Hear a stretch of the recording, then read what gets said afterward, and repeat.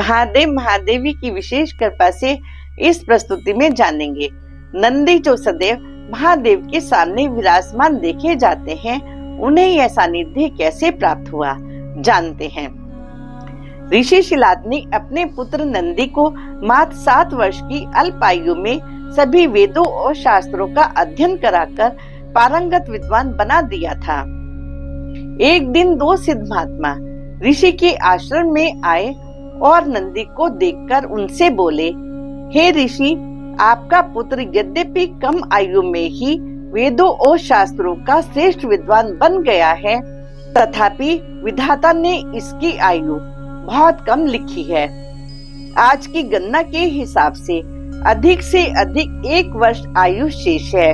जिसे सुनकर ऋषि शिलाद पुत्र को छाती से लगाकर फूट फूट कर रोने लगे। पिता को यूं रोता देख नंदी दुखी हो गए और उन्हें ढांढस बंधाते हुए बोले, पिताजी, आप ऐसे दुखी मत होइए। मैं आपसे प्रतिज्ञा करके कहता हूँ कि मेरी बाल्यावस्था में मृत्यु नहीं होगी, क्योंकि मैं महादेव के भजन से अपनी मृत्यु को जीत लूंगा। अपने तर्कों से पिता को संतुष्ट करके और पिता का आशीर्वाद लेकर किसी वन के एकांत स्थान में जाकर आसन जमाकर घोर तप करने लगे। बालक नंदी का तप बड़े बड़े ऋषियों की तपस्या से कठिन था। एक दिन नंदी जब नदी के तट पर बैठे हुए शिव के स्वरूप का चिंतन करते हुए रुद्र मंत्रों का जाप कर रहे थे, तभी भगवान शिव देवी उमा के साथ उन पर प्रसन्न होकर उनके सामने प्रकट होकर उनसे बोले, शिलाद नंदन, आपने श्रेष्ठ उत्तम तप किया है। मैं आपकी तपस्या से अत्यंत प्रसन्न होकर आपको वरदान देने आया हूँ। आप अपना अभिष्ट वर मांग लीजिए। इतना सुनते ही नंदी के नेत्रों में प्रेम अश्रु छलक आए और वो परमेश्वर के चरणों में सिर के बल लेटकर उनकी सुंदर स्तुति करने लगे। नंदी के निश्चल प्रेम भाव से प्रसन्न महादेव ने स्वयं उनको अपने हाथों से उठाकर प्रेम से उनकी पीठ सहलाते हुए बोला, हे पुत्र, आप मेरे समान अजर अमर अविनाशी होंगे। मृत्यु आपको छू भी नहीं सकेगी।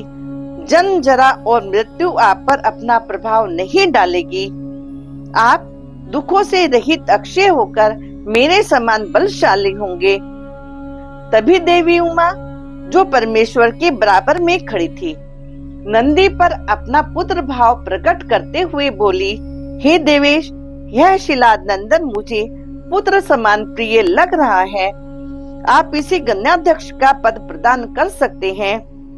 देवी के इतना बोलते ही महादेव ने नंदी को अपना श्रेष्ठ गण बना लिया और बोले, हे पुत्र, तुम सदैव मेरे पास भाव में स्थित रहोगे। जहाँ मैं वहाँ तुम, और तुम पर मेरा प्रेम सदैव बना रहेगा। इस प्रकार नंदी ने महादेव के श्रेष्ठ गणों में उच्च स्थान प्राप्त कर सदैव सदैव के लिए महादेव का सानिध्य प्राप्त कर लिया। फिर मिलेंगे किसी विशेष जानकारी के साथ। हर हर महादेव। जय मां जगजननी।